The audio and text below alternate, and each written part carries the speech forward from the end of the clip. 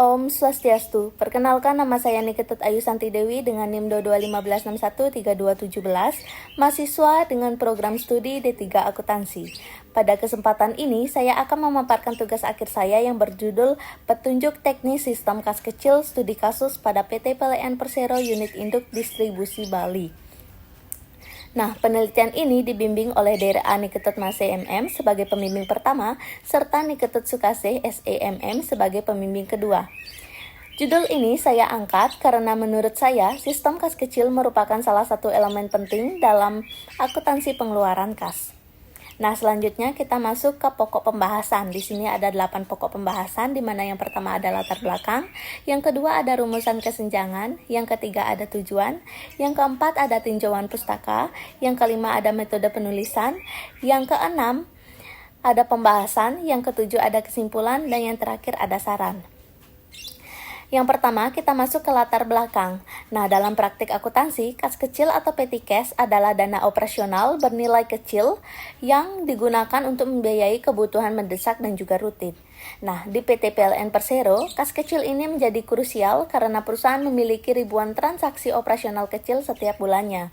Oleh karena itu, PLN telah menetapkan instruksi direksi nomor 0015 IDIR 2022 yang menjadi pedoman baku dalam pengelolaan kas kecil di seluruh unit. Nah, namun demikian, berdasarkan hasil observasi dan data pendahuluan, masih ditemukan fenomena kesenjangan di lapangan. Misalnya, terdapat keterlambatan penyusunan laporan pertanggungjawaban atau LPJ kas kecil, kesalahan input data pada sistem SAP, serta pemahaman prosedur yang belum merata di kalangan pegawai. Nah, fenomena inilah yang mendorong saya melakukan penelitian lebih mendalam tentang petunjuk teknis kas kecil ini dilaksanakan di PT PLN UIT Bali. Nah, berdasarkan uraian latar belakang, di sini ada muncul rumusan kesenjangan atau rumusan masalah. Yang pertama, bagaimanakah pelaksanaan petunjuk teknis sistem kas kecil pada PT PLN Persero Unit Induk Distribusi Bali sepanjang tahun 2024.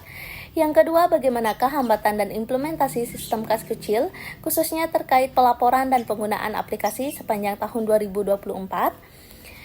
Nah, di samping itu ada tujuan penelitian. Yang pertama, untuk mengetahui pelaksanaan petunjuk teknis sistem kas kecil pada PT PLN Persero Unit Induk Distribusi Bali sepanjang tahun 2024. Dan yang kedua, untuk mengidentifikasi hambatan dalam implementasi sistem kas kecil, khususnya yang berkaitan dengan pelaporan dan penggunaan aplikasi sepanjang tahun 2024.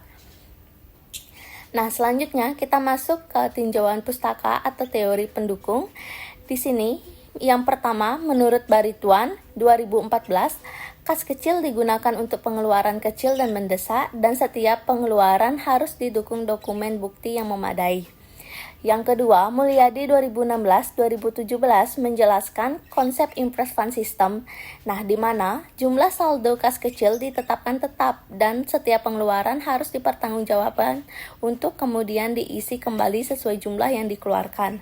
Nah, di samping itu, beliau juga menekankan pentingnya pemisahan fungsi antara pemegang kas kecil dan pencatatan keuangan untuk menjaga pengendalian internal. Kemudian, menurut Romney dan Steinbart 2015, sistem pengendalian internal harus berlapis agar dapat meminimalisasi risiko kecurangan maupun kesalahan pencatatan. Selanjutnya ada HAL 2011 menegaskan pentingnya ketepatan waktu laporan pertanggungjawaban dalam menjaga akuntabilitas organisasi. Nah, selain itu, Robbins 2003 menjelaskan bahwa efektivitas organisasi sangat dipengaruhi oleh komunikasi dan pembagian tugas, termasuk dalam pengelolaan keuangan. Dan yang terakhir, sedangkan Arens, Elder, dan Basley 2012 menyoroti peran audit internal dalam memastikan seluruh prosedur keuangan berjalan sesuai standar. Nah, dari literatur ini jelas bahwa kas kecil bukan hanya soal nominal kecil, tetapi juga menyangkut tata kelola, pengendalian, akuntabilitas, hingga kepatuhan pada aturan formal perusahaan. Selanjutnya kita masuk ke metode penelitian. Penelitian ini saya lakukan di PLN UIT Bali yang berlokasi di Jalan Leda Tantular nomor 1 Denpasar. Nah, waktu penelitian adalah dari 3 Februari sampai 31 Mei 2025 yang mencakup tahap pengajuan proposal, observasi, pengumpulan data, hingga analisis.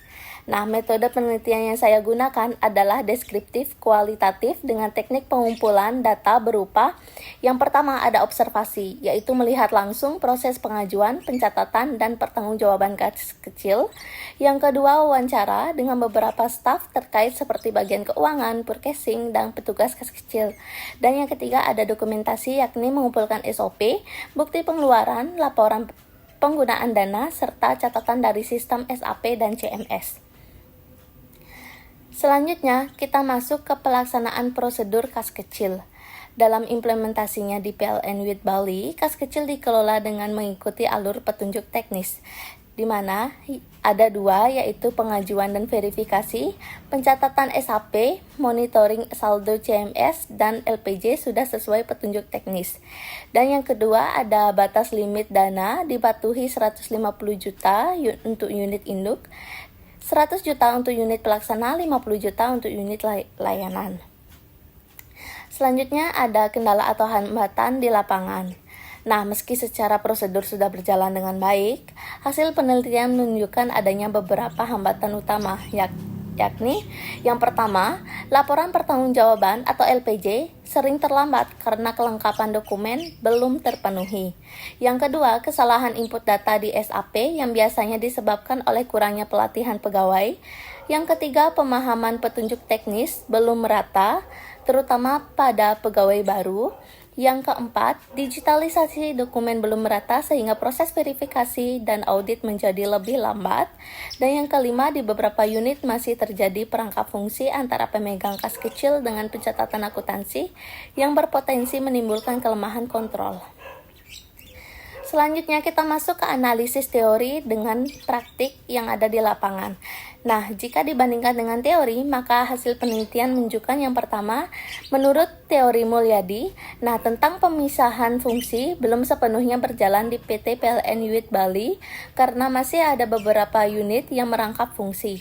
Yang kedua, teori Hall tentang ketepatan laporan pertanggungjawaban atau LPJ juga belum tercapai karena LPJ sering terlambat dari target 10 hari. Dan yang ketiga, teori Romney dan Steinbart tentang pengendalian internal berlapis sudah diterapkan, namun efektivitasnya terbatas karena keterbatasan SDM dan kurangnya pelatihan. Nah, selanjutnya ada upaya perbaikan. Berdasarkan temuan penelitian, saya mengusulkan beberapa langkah perbaikan yang bersifat praktis. Yang pertama, melakukan digitalisasi penuh terhadap dokumen dan arsip kas kecil melalui sistem e-arsip. Yang kedua, menyelenggarakan pelatihan rutin bagi pegawai terkait penggunaan SAP dan CMS sekaligus sosialisasi petunjuk teknis. Yang ketiga, membuat sistem notifikasi otomatis untuk mengingatkan tenggat LPJ.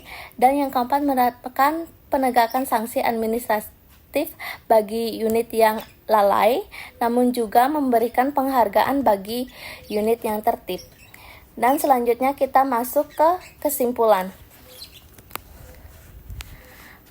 Berdasarkan rumusan kesenjangan, maka saya akan tarik kesimpulan, yaitu pelaksanaan sistem kas kecil di PLN Unit Induk Distribusi Bali secara umum telah sesuai dengan instruksi direksi nomor 0015 IDIR 2022, di mana prosedur pengajuan verifikasi, pencatatan melalui SAP, pemantauan saldo dengan CMS, serta penyusunan laporan pertanggungjawaban sudah berjalan dengan baik.